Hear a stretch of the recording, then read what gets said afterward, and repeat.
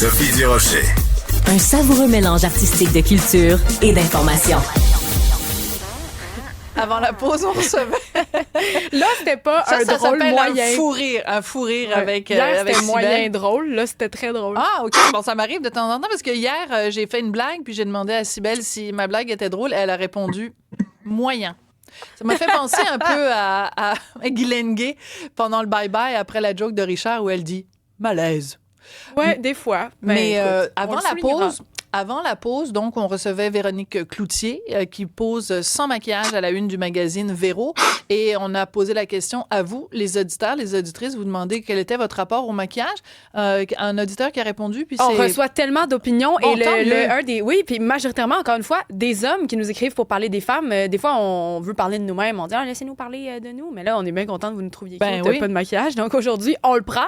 Et en dernier, c'est Claude de Mont-Saint-Grégoire qui nous a écrit, voici la définition du maquillage. Action de mettre en valeur les qualités esthétiques du visage et d'en dissimuler les défauts à l'aide de produits cosmétiques colorés, donc de cacher la réalité. Voilà. Et comment on dit maquillage en italien? Je ne sais pas. Trucco. Donc, un Ah. truc, truqué, un trucage. Ouais, et justement, voilà. Parlant d'italien, on Ah, va parler tabarouette. Oh, je te dis, Hey, je sais vraiment, pas ce là. que j'ai aujourd'hui. Ben, c'était tout le temps, c'est de même, les liens, là, c'est... Parlant d'italien, parliamo con Vincent Goudzo. On va parler à Vincent Goudzo. Bonjour, Vincent. Comment ça va? Ben, c'est plutôt toi qui dois me dire, Vincent Goudzo, donc président des cinémas Goudzo. Tu viens d'annoncer au cours des dernières heures la fermeture de 2 cinémas. À la question que tout le monde se pose, quel avenir pour les cinémas Goudzo, Vincent?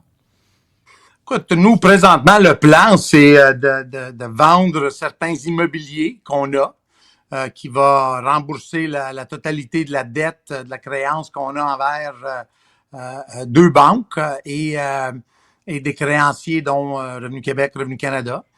Et les 7 cinémas qui sont restés ouverts et qui restent ouverts présentement, ils vont rester ouverts. C'est ça notre intention. C'est les 7 cinémas qui sont profitables. Et donc, sur ces 7 cinémas-là, on va dire qu'il y en a 4 où nous, on est le bailleur. Et il y en a 3 que c'est des bailleurs indépendants, mais qui sont collaborateurs, qui ont travaillé avec nous et qui continuent à nous appuyer dans nos démarches de garder ces cinémas-là ouverts. OK. Mais Mais 3 Vincent- qui ont été faits. Oui. Ouais, Vas-y, la non, question excuse-moi, que vas-y. non, mais c'est parce que moi je veux vraiment aujourd'hui en entrevue avec toi poser les questions que monsieur et madame tout le monde qui fréquente tes cinémas se Ouais. pose. Habituellement on entend parler de toi dans les journaux parce que t'es une grande gueule, puis là tu t'en prends à l'administration Plante ou à l'un puis à l'autre. Là, les derniers mois, les seules fois où on entend parler de toi dans les journaux, c'est des problèmes financiers, t'arrives pas à payer ton bail, tu dois de l'argent au fisc. Donc, je te pose la question de façon plus précise, Vincent. Est-ce que ton entreprise, au jour d'aujourd'hui, le 21 janvier, est-ce qu'elle est menacée? Est-ce que dans un an, je vais parler à Vincent Goudzo et tu vas être en faillite ou tu vas être en forme financièrement? Non, je pense que le juge Pinsonneau l'a remarqué dans son jugement ou dans l'audience quand il a dit que les prêteurs garantis vont devoir prendre patience parce que les actifs immobiliers du groupe Goudzo sont au-delà supérieurs au montant qui est dû. Donc, on parle d'à peu près 160 millions de valeur pour quelques 80 millions de dettes d'endettement. OK. Donc, théoriquement, en vendant une Donc, tu as partie plus de de ces passifs que actifs-là- d'actifs. Tu as plus d'actifs que de passifs. Exactement. D'accord. Le OK. vrai problème, c'est la perte de patience de certaines personnes et des fois la non-compréhension de l'industrie du cinéma de la part, on va dire, du syndic ou de certaines personnes. Et donc, on doit se chicaner et s'estiner ça. Tu sais que l'histoire du marché central, c'est pas nouveau. On en a parlé, je pense qu'on l'avait parlé, moi puis toi, l'année passée, Oui. en ondes. Et ça reste le même problème. Ça reste que c'est un bail de 250 000 par mois. Incluant les taxes ou excluant les taxes? incluant les taxes foncières OK. de Mais Mme ça, tu Plante. le savais. Donc, Mais Vincent, ouais. tu le savais avant de signer le bail, avant de te lancer dans ce quartier-là. Tu t'avais évidemment un plan d'affaires. Donc, est-ce que, parce que dans un de tes communiqués, tu dis que la raison pour laquelle il y a des déboires financiers en ce moment, c'est à cause de la crise sanitaire. Donc, on croit comprendre entre les lignes que tu mets beaucoup de blâme sur ce qui s'est passé pendant la pandémie. Mais la pandémie, c'était il y a 4 ans, là, il y a presque 5 ans maintenant. Est-ce que la pandémie, à elle seule, peut justifier que tu aies autant ou que le groupe Guzzo ait autant de problèmes financiers? Donc, je vais te répondre aux différentes questions. La première, c'est, tu sais que j'ai signé le bail pour le marché central en 2005. Les taxes foncières en 2005 n'étaient pas qu'est-ce qu'ils sont aujourd'hui. Les taxes foncières ne représentaient pas 50% de la facture. Le bail ne représentait pas 250 000 $ par mois. C'était beaucoup inférieur à ça. Disons que en calculant l'inflation en 2005 jusqu'à aujourd'hui, avec tout ce qui aurait dû arriver, on n'aurait dû jamais arriver à 250 000 $ par mois de coûtant. C'est le coûtant d'un cinéma au centre-ville de Montréal, puis on n'est pas au centre-ville de Montréal. Ça, c'est Je comprends. 2. Ouais. Dans un communiqué de presse, j'ai le choix.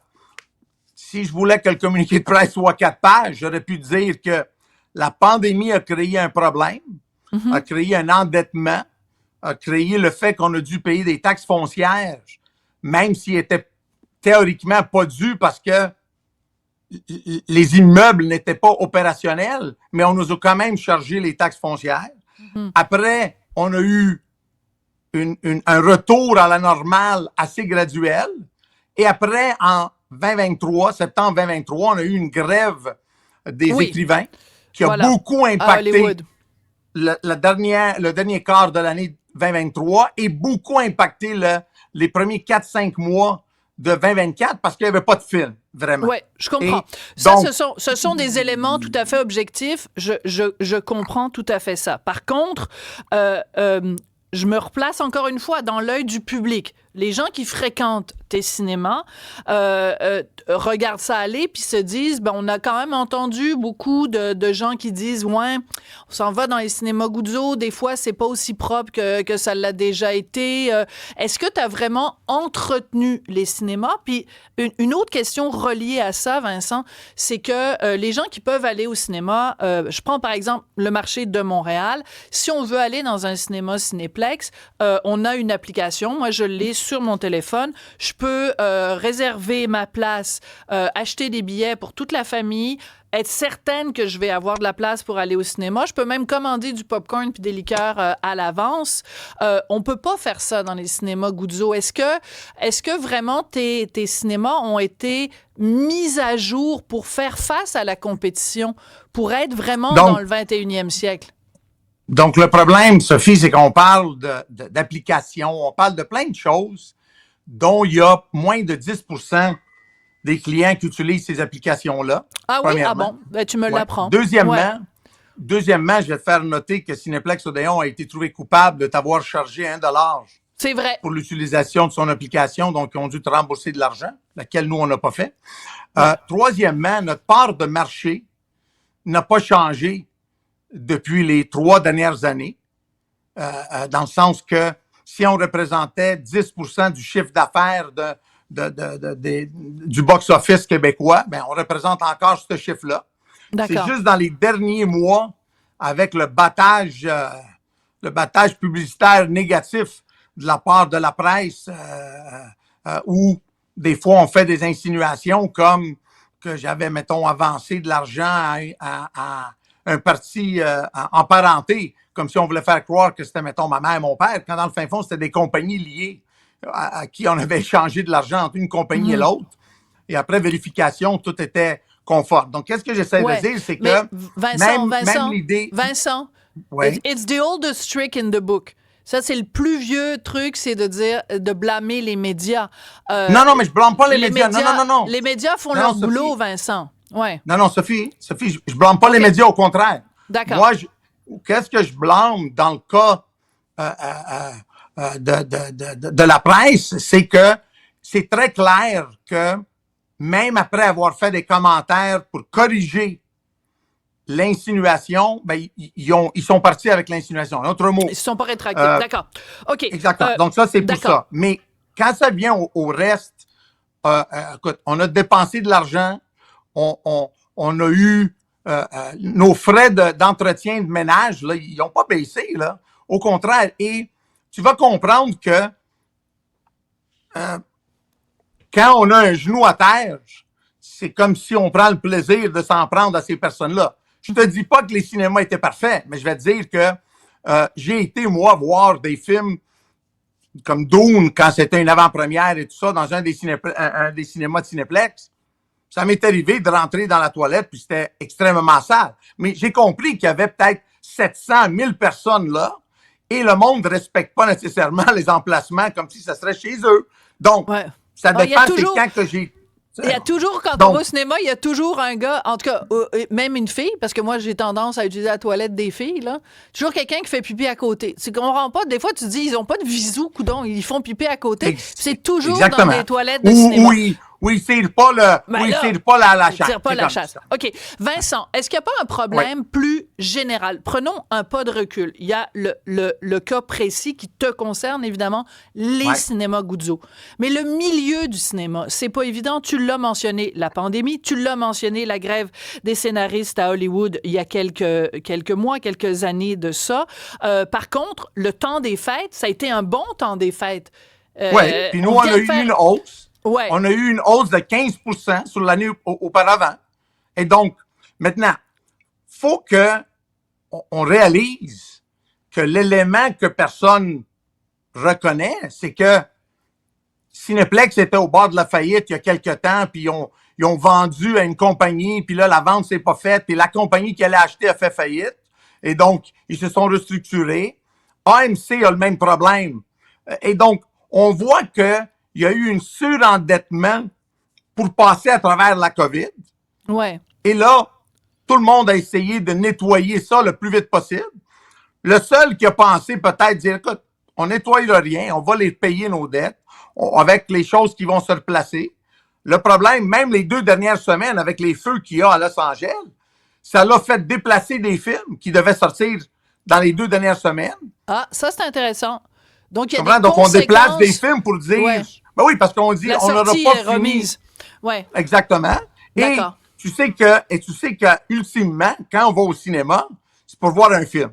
Donc, quand il y a 2 semaines, il y a un film comme Better Man qui est sorti, puis il a fait 1,5 million en Amérique du Nord. Je veux qu'on comprenne bien. 1,5 million en Amérique du Nord, là. Non, c'est 10 fois moins qu'un flop. Un flop à 15 millions, c'est un flop. Ouais. À 1,5 million, c'est 10 fois pire qu'un flop. Donc, tu sais, il y a des affaires comme ça que nous, on contrôle pas. On a tous eu mal. La seule différence maintenant, c'est que c'est beaucoup plus dur de mettre en faillite une compagnie comme Cinéplex quand ils n'ont pas d'actifs. Ils n'ont pas d'actifs immobiliers. Les banquiers disent, c'est quoi, on a le choix. Ou bien on est tolérant, ou bien on va tout perdre. Parce que qu'est-ce qu'on fait? On ferme les cinémas, puis qu'est-ce qu'il arrive? Okay. Dans alors mon cas, moi, des actifs. Ouais. Okay. Exactement. Et donc là, on peut s'acharner plus facilement. Et quand on perd confiance de nos banques, vice-versa, c'est un problème. Attends, Vincent, je veux juste bien comprendre. Es-tu en train de dire en ce moment que Vincent Guzzo est victime d'acharnement? Non, je suis en train de dire que Vincent Guzzo est victime du fait qu'il y a des actifs et donc il y a des recours qui peuvent être pris contre lui pour essayer de se faire payer leurs dettes plus rapidement, d'une manière qu'ils ne doivent pas être aussi tolérants que dans un cas où il n'y a pas d'actifs et donc ils perdraient tout. Je pense que ça arrive à n'importe qui a un problème dans une relation avec une banque, quand il y a une perte de confiance d'un bord et de l'autre. Reste le fait qu'en 2022, on a remboursé 14 millions à notre banque principale et personne ne s'attendait. Vous savez, tu sais, Sophie, avec le mois de juillet et août de 2023, le retour du cinéma était presque confirmé parce qu'on avait eu un mois de juillet où le plus fort de tous les puis temps. après, il y a eu la grève. Vincent, depuis tout à l'heure, tu me parles, puis il y a quelque chose écrit sur ton T-shirt, puis ça me gosse. Il faut absolument que tu me dises c'est quoi. Fait que ouvre ton chandail, s'il te plaît, que je vois. Ça a l'air drôle. C'est un cadeau. C'est un cadeau que mes enfants m'ont fait à Noël. C'est un T-shirt qui dit « Enfant riche et déprimé ». Oui, mais le problème, c'est qu'il y a plein de trous dans ton T-shirt. Oui, mais c'est parce que c'est... Non, mais c'est une marque IP là, que les jeunes portent. Là. Donc, en ayant 5 jeunes, disons que je suis un petit peu à l'affût de certains de leurs choses. Là. Bon, alors, ils m'ont donné ça en cadeau. Tes enfants sont des enfants riches et déprimés. Ou peut-être qu'ils veulent dire que c'est moi l'enfant riche et déprimé. On ne sait pas. C'est possible aussi, mais je vois des S, donc ça veut dire que c'est au pluriel. On parle beaucoup de finances depuis le début de l'entrevue. Moi, je veux savoir humainement comment ça se passe pour toi. Est-ce que c'est une des pires périodes de ta vie ou tu t'arrives à garder le sourire à travers tout ça? Parce que t'es quand même Mr. Sunshine, hein? T'as des casquettes Mr. Sunshine, à Dragon's Den, t'es Monsieur Sunshine. As-tu le sunshine qui brille pas mal en ce moment ou pas trop? Écoute, il y a beaucoup de reflets qui rentrent dans mes fenêtres, là, en arrière de moi. Là. Il y a beaucoup aussi mes coussins et tout ça. Mais non, écoute, la vérité, c'est que tu sais, dans la vie, il faut s'assumer. Hein? J'ai vécu ma vie en public les derniers 20 ans. Je serais pas mal hypocrite d'essayer de dire, ben là, je vais me cacher tout ça. Pour pas aggraver la situation avec personne, j'ai gardé mes commentaires à moi-même. J'ai pas donné toutes les entrevues que j'aurais normalement données dans un contexte normal. J'ai essayé de me tenir le plus calme possible et on essaye de travailler avec des prêteurs, des nouveaux prêteurs pour essayer de nous sortir de ce pétrin-là en gardant la tête haute et en sauvant le plus de jobs possible sur les 500 qu'on a d'employés et s'assurer qu'il y aura une pérennité pour Cinéma Guzzo et que, tu sais, j'ai juste 55 ans et je me sens comme si j'en ai 35. Donc, je me sens en forme, mais... T'es un trans-âge. Hey, merci beaucoup. Merci ça beaucoup, me fait plaisir. Vincent. Écoute, bonne chance pour la suite et puis... ta vie, parfois, est comme un scénario de film, Vincent Guzzo. Merci beaucoup, Vincent. Peut-être on va faire un film bientôt. Sur l'histoire de ta vie. Peut-être. On ne sait jamais. Président des Cinémas Guzzo. Merci, Vincent. Merci, bye-bye.